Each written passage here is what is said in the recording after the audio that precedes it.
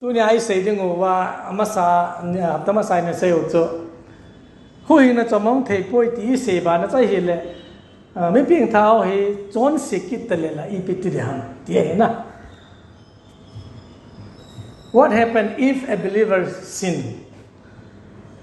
Ai lo ba hi le believer and sin na ta san cha te ho le chon sin hi akir le tat da nai lo ba hi le ahung pha le ta bong hi dam ti ho hi tu nai sei de mo hi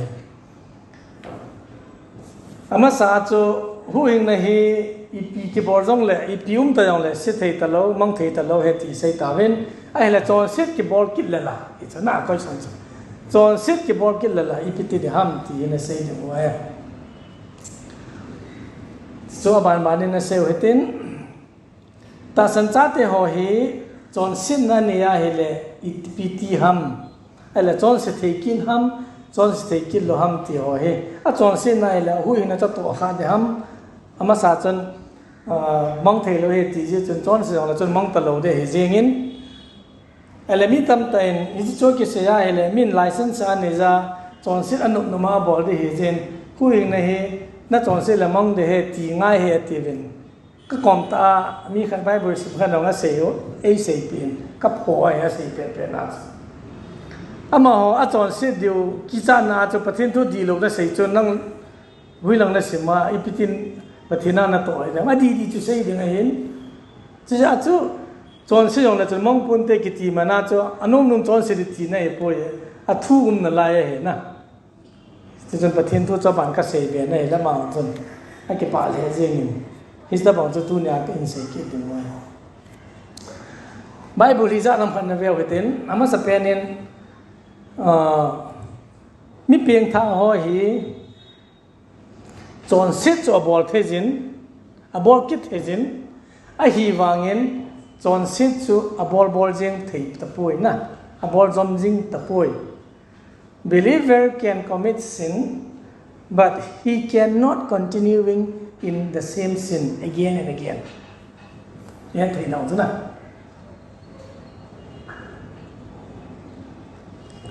First John bung thum chang ko na he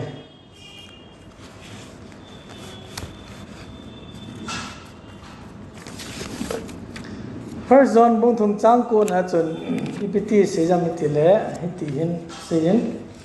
nga se mo hote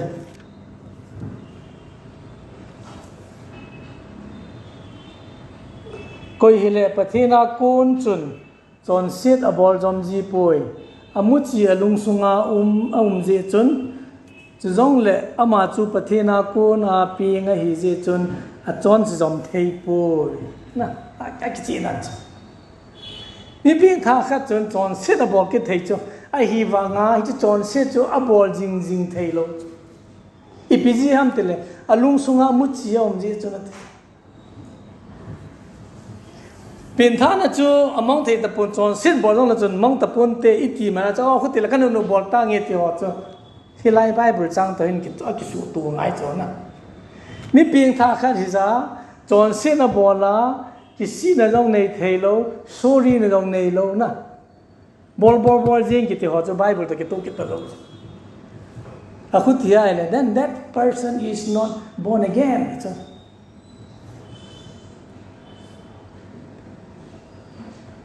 he cannot continuing sin na ping tha hi chon se da bol pathen dei lo le mi pi dei lo bol lung thima guilty sen zong nei lo bol jing ki to mi ping tha lo cha cho a hi cha he ama ma nga pin tha di chana hi le chon se chu bol thei na ve ta e chu perfection ki hi lo lai hi ja chana a hi wa nga ka pathen cha hi ja chu hi chi pathen dei lo bor chun alung sunga pathen thu pathen nature ti de ham hi chi pa chun na bol he di poi ti phu jing ke hi chi hin khuwa chu num ta hing thei lo chi ta pan bol ki ding chu ngam lo chu ta le num lo dat thei lo chu na hi chi bol ki na hi ta bang hasan na tu sa nga chu ti bol lo ma cho ki la pathen nga hu ki le thei hi cho chu mi ping tha chon se jang bol kisi pathin ko ma ngai da na thum ki a bol jing ki thi ho thum thei lo Bible din na si na he can commit sin but he cannot continuing in sin aji to lung sunga mu chi ki tu ji chana pathin thu pathin hi na nei hi cha na azoba now te on Bible cha kan se cho pathin thing ne heaven na lung sunga pathin lagaw thing a chen chu ne lo ha ma tis na 1 Corinthians chapter 3 verse 16 na cho ale mi ping tha kha cha chon sin na hile ep ham effect ho chu bele wan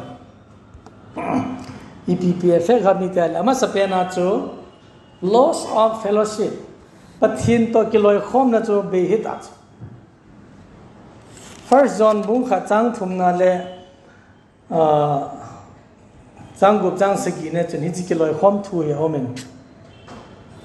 na se mo te ai ke ho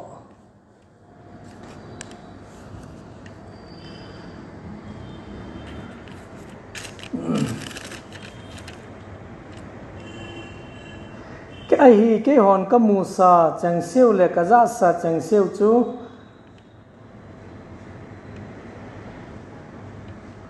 nắng dòng cái hồ to ít cái lời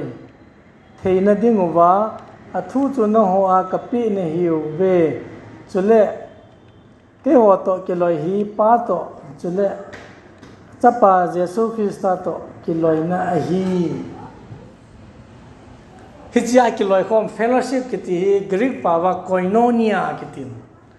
koinonia chu ipihami te le chun spiritual union of believer with Christ ni ping thang ho chun pathin to Jesu Christa to fellowship ki nei khom mai example la chu lempi guila ba ho ai lo wai la chun alu chang le tipum na body and head hi chai ke loi khom na che chuta la chun pa pathin to believer dang ho to ki loi khom na che hi ta pong mi kha chu a pin tha chon sin na bor pha le hi chi pathin to believers dang ho to ki loi khom na chu be hi ta be ka ti chu mur ta chu na effect ta chu ka tin nu ma sa thei ta lo chu chu effect kha ne ani na chu loss of joy kipana mangta loss of joy hi Christian hin kho hi ipiham ba lungling vai ta ai lo wa lung hiam ta jing dinga expect lo chana kipada hin kho cho joy kiti hi lagau ga ain ta salanga kipana chu blessing muting lebo ki kipa hi ai hin la lagau wa kipana nei kiti chu circumstances soji ilovin ilung sunglanga pa ke pa na khat uma hi ja na hichipen chu pathen cha te on chon se da bolai le chu effect ki pa thai ta lo na mo nu ti na he lo pe na ke pa te chu to khai pakai su ina se ju te chu akipa now he full na cham kim ding dim se ding a de itu chu eo Christian te jong expect cho ngen the nom jong le kilas ni khone ding la samjap jong le pakaya ke pa Philippines pakaya ke pa thanom jungun ki thi kho hi che hinji pa kho songkul chu jela pa na hinji ai cha cho believer hin kho chu ki pa na hin kho kha no mai na hi chu I chon sin na mang ai athum na chun darken work muthima wa tinet walking hi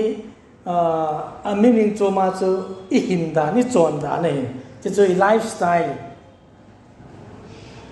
mi kha chu chon se na hin ne ja pathin de long bola hi le a chon da chu hong ja chon ta le adi lo lam pong la thil si la ngai hong chon nom ta na ni cho cho sit ni na to khai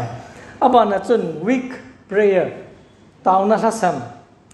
Thessalonica thor khat bunga chang som le sagi na chun tan ti ne lovin taw jung na tin ale mi peng tha ka chon sit na ne ya hi la chun thi chu taw na hi hung hasam ta aban kin chun hi chi poi ma chun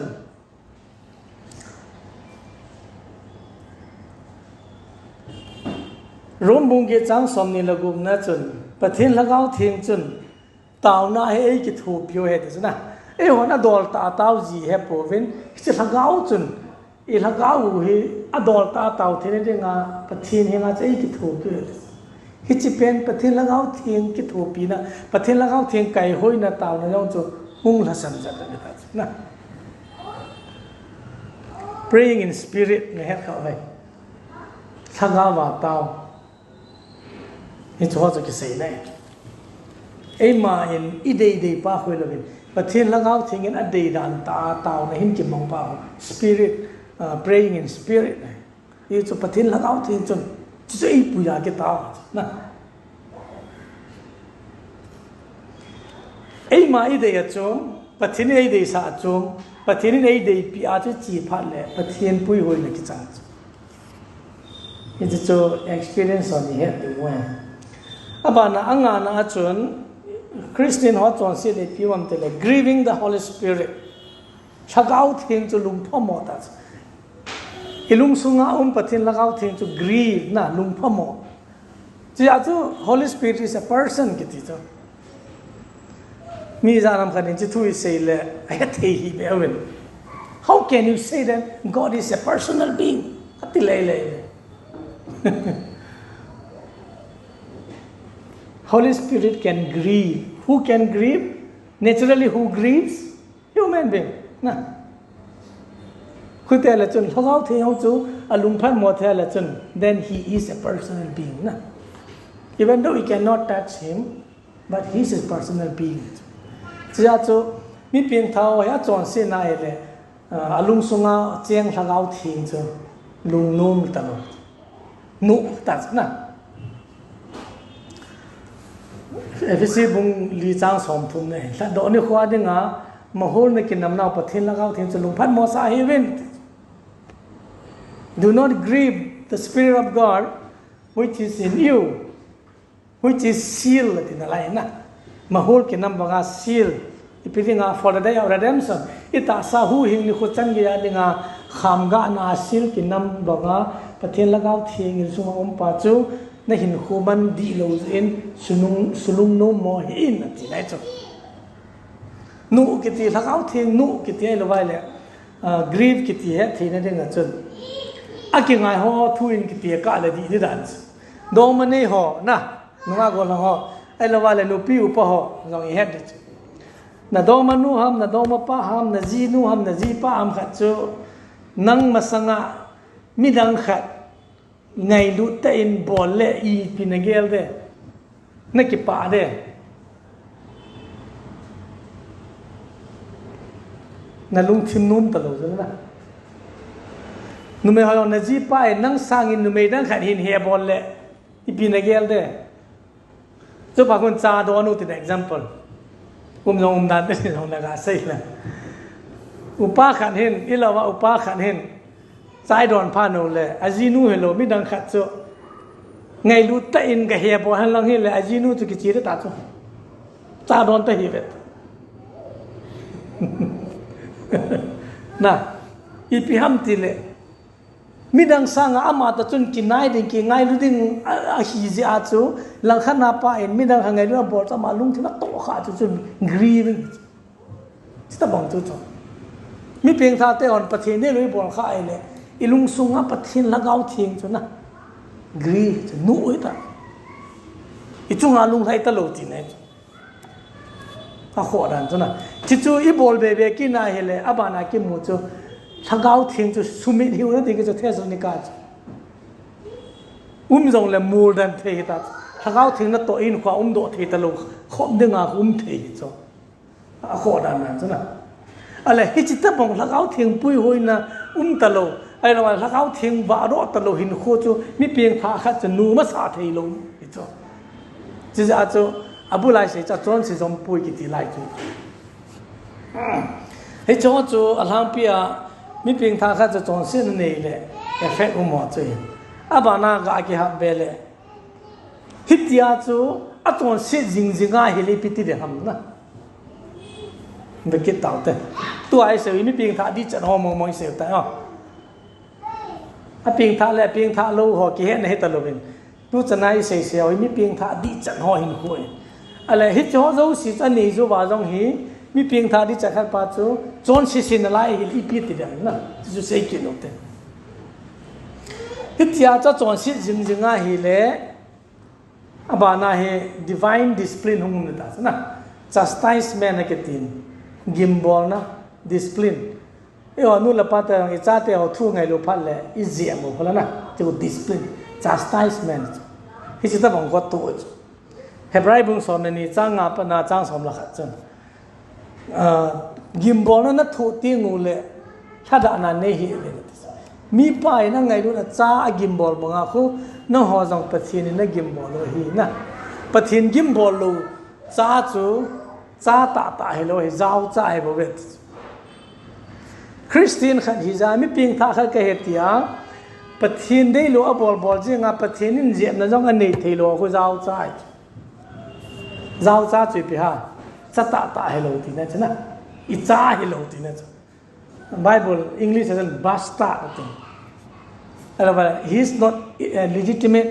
son นั่นที่เขียนนะจะไม่เพียงท่าเขาจะจอนเส้นนะจ้าบอลจริงนะปะเทียนเจียมนะจันโลหิตเลยนั่นเพียงท่าที่จะน่าเลยปะเทียนได้โลนะบอลอะไรเลยปะเทียนนั่นเจียมอีที่นั่นเจียมจะมาจุกแอบปุ๋ยนะปะเทียนเจียมนั่นต้องจังขลุ่มจอนเส้นนะบอลจริง but you say that you are a believer you are lying นะนั่นเลยนั่นก็จะบอกมีเพียงทางการจะตอนที่สมยังไงเล็บปฏินันเจียบเลยอะไรบ้านาปฏินินอัจเจียบ้านาจูอีพิธีกิจดิตามิตยาเฮเลหูบุ้งอีน้องอันเหตุดอกกิจพานาจู excommunication นะหูบุ้งด่านปัวอุ้มตาจูด่านปัวอีกทีเมื่อที่บุ้งสอบแล้วก็จ้างสอนแล้วสักทีเลย First Corinthians chapter 5นะจูIt's excommunication เนี่ยกี่โมงเนี่ยไอ้เลยฮิจาเจ้ากิสิอาหุ่งกิทาลุกินะไงดำกิทูมาปะทีนี่ไงดำหุ่งไงดำกินอะไร restore กิเถอะนะขอลบไปจ้ะอามาว่าฮิจาจงจุนาซาลาจิงกินะไอ้เลยอาบานะ final chastisement ที่จุยเพื่อไม่เตะเลยจ้ะอาตาซาโตขาดตาจ้ะกอรินมุสลิมละกันนะจ้ะปะกายันทิ้งเนี่ยทัวอาจารย์นะจุยสิมาไอ้เลยฮิตบังอันนี้หอยลวะเนี่ยหัวจูทิลทุ่มเอาเหมือนขัดจู weak นะอาบานาจู sickly ดำเทตลกอาทุ่มนาจู death ตัวอินเซบัน chastisement excommunication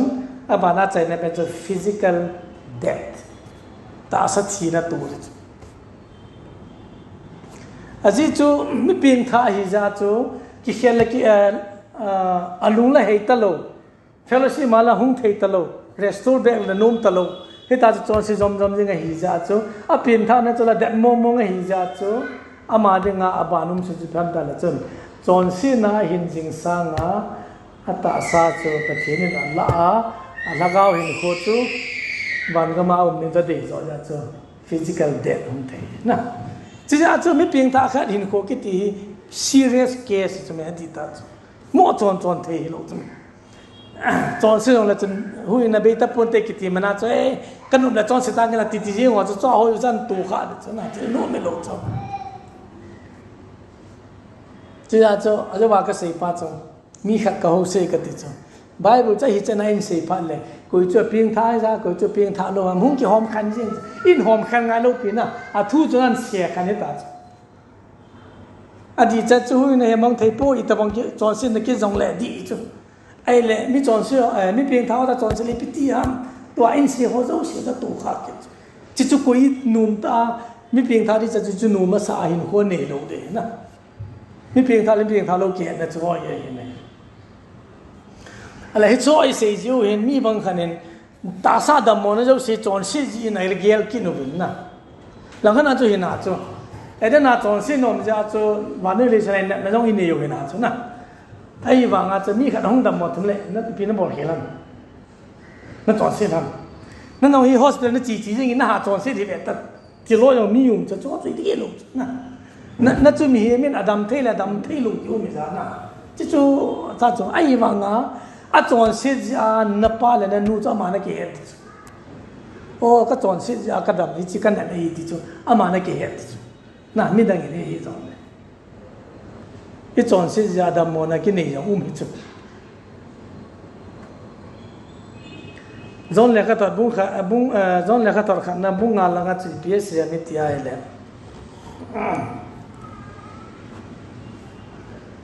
thì nó hấp chọn xin nó mệt nè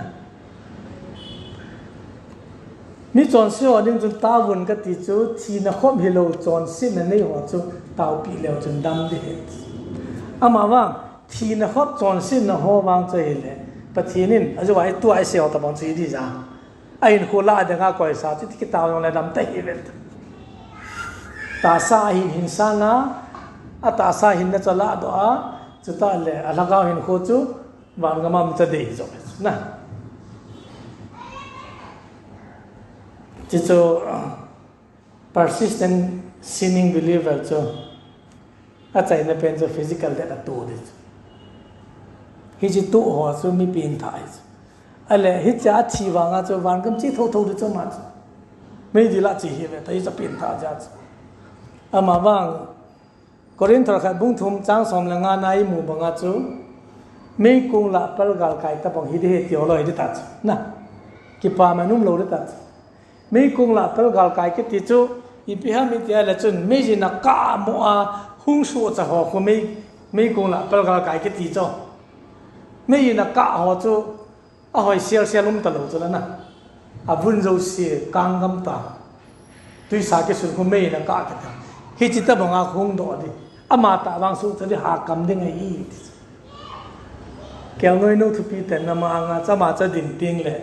min a het cha ti ta avun ho apa na cho ma hi le si na dam la ra christi hin khu phata mong lo hi ti ke cha ko ha ke pa ta a ke jong ma ngam ka kai ti ngam ta hi le a za cha ta na thil no min ki lo a hi wa nga cho wa ngam kai tho tho ama sabana ka sei tu la ya i to ho hi ít chọn ra nó hi bima judgment cái xe hi cái pa mình to cái thì la chạy xuống chỉ cho mà nó giờ cho mi ping tha khát cái thì cho chọn xin này mi pi đam thì cho chọn tu đấy ai hi lệ à chạy na đinh in à lệ thì ai mi ping tha cho chọn xin này hi lệ à thay đam kin na đinh ipi ham na what will be the remedy for the sinning believer ano mano abay ahi wanga bol thu the hi lo khat chisu pham ta la chun the remedy for sinning believer is confession na chon set phun di hoya ki muham te la zon le khat mama chu ki mukit chu bung kha chang ko na chu ki mun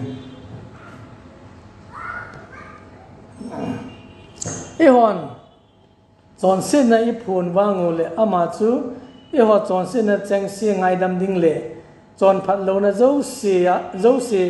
sil thiêng đinh à ta san ta chú lệ chọn phát ta ai hi mi ping tha cha teo hi chọn xin na nei lo be chu kium lo hi ai hi wangin ít chọn xin phát lệ remedy chú pathina ít cái thà lệ đó cái ni pham dal chun confession na hi chi Bible chang hi crusade le za nam kharin mi peng tha lo ho hung ting le na chon se phomo ven ati jiven hi chiding chu hi lo hi lai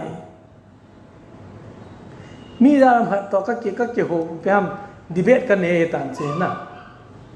mi peng tha lo ho ko ma chu Bible chang hi sim hi vin ka ti he ke hi chi Bible chang mi peng tha ho a de he bo ve ei hon ti pa he John apostle ama jong zao cho na ale ama mi pieng tha no hang na mi pieng tha ai ale a thon na mi ho cho ho bung ho cho jesu ki ta sa mi pieng tha o cha cho a thot pa le a thot na te hoi hi na khat na ki ge la ei ho na ti ei ho ni chon si ti phu no wa hi le ama chi chon pha lo na wa ko na ei su thing deu le ei ngai dam ni wa ta sa num ta le chon pha ta hi believer te hoi ni tin chon se ki ni ji ke na sin of commission and sin of omission ibolai chonse le ibol lowai chonse ibolai chonse chu Bible in pathin thu in chi bol hi na ti bol kha ho chu sin of commission ai le ibol lowai chonse lo chu pham ta la chun Bible in hi chi hi bol ni na ti bol lo ho chu ibol lo ja chonse example Ephesians 3:7 ta la chun do not drink with wine well in excess na len between kham hi on I khamai la chon se kita but be filled with the spirit ai hi wangin sagawin dimovin sagawa I dim lo ki na la chon se ki jin cha chu commission omission hi chu ho ta bang ho thilpha bol James langa thilpha bol na sa bol chon se hi ki ti ho zo se I ditina I ho chon sin na ki nei ho chu confession na ki la do chi ja Catholic hon confession room ne yum na Catholic yum khau le het de wei Sivaji nagala confession room ma ka chi he ke I pitia bol mo ngam ta ka ma ni chu ke Catholic ka hi kha lo ja chu ka ya lo wei na ka ga vet le mi khan hi STD but ta bang kha sunga hu min tin wang si sia neo ti neo kha nai ga kyo te na kha dong hila chu ki go lo ba ga chi wa bil su wa pi bang ga se wa a se chai pha le asunga pa chan kita ya khun an za pa le hong do si se pam dan cha a chon se da phu lo wa a chon se ki ngai la tan ti pi ri da nei na confession room chu chu ai wa nga Catholic hon no mo sa da ben tin hi chu Bible to ki to lo be Catholic bega nom kha wala nom mo sai ben lang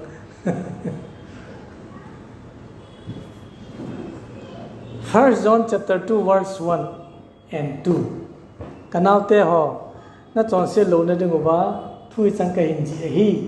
chang ni ama wang koi ta ma na chon se nom kha ai le ai hon pathin nga ai sei chan pi de mo mi khat Jesus Christ in nei na ve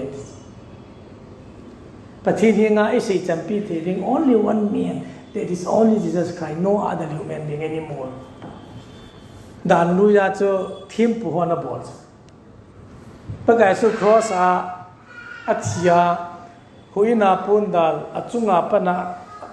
anoi la chage a kia la khu dan lu ki chai ta cha thim pu na to ho ho o chi ta bang chi ta lo good friday pa le sei ki de che priest ho zo si chu le thim pu chung nu priest le high priest pa aki hi na pun na cha kia pha na chu abon ma tha ka ta cha chu pitelin we have priesthood that is na priesthood of believer ta san cha te jo se hi thim pu hi nei nei so ke chu pham te le ei ma pathin hi nga lu thina hebraya ki mu ba chu we are access to the throne of grace at any time Old Testament chu only high priest there also once in a year but Jesus is not here pun dala ke pa na chu amata sanjau si chu pathin dal tu namun chu any time ma access ki pa na chu ei sei chan pi ding mi him ngai ta lo Jesus Christ ta bo chu ji ja chu confession room bol ka se ho chu Bible ta ke to ta lo na ale na chon sil le pasal pa ko ma no nga ka chon sil ne ngai dam ni thum pi o pathin ni ngai dam ni ti ngai lo pi no ma ki phut na ama wang ta san ki ba pi ho ko ma chon sil phu ne khan ki chu Jacob bunga na he Jacob bunga chang som lagu hi chun dam theina ringon khanin kha ko mana chon sil phu na kha la ki taw pi bi ai zo mi chon pha mi taw pe thina sta bo te accountability partner ham ai lai to khom pi hom ko just skei tu la he pai bu ka sim ta lo iman ka bol ta kai khwen num thi bo mon chi pai pham pathin thu ka zui lo na kha na hin ni taw pi o ti chu chu mi na chi chu chu to a bai chang kan ko chu khala kha ki taw pi to ris da ke hi tu lai kala samin pyam kala on khu ya ka hal do zo hi be tia confession ga bola eloi pa ko ham ka ko ma ni taw pu ta khala ki taw pi chu chu thil phai ama wang tu ai sei chu ngai ram ka chan thein ding in nang in ni sei pi lo wale ka changin ka ki sei thei poi ti pa ko di ta lo he ka ti ne na as a confession na bol de ngai le between you and God mi him to na ki ka hele mi him pa ko ma chin lang pathin to na ki ka le pathin ko ma chin hi chi bol thine chu priest the who are all believers in kin he na chia chu ta san cha te ho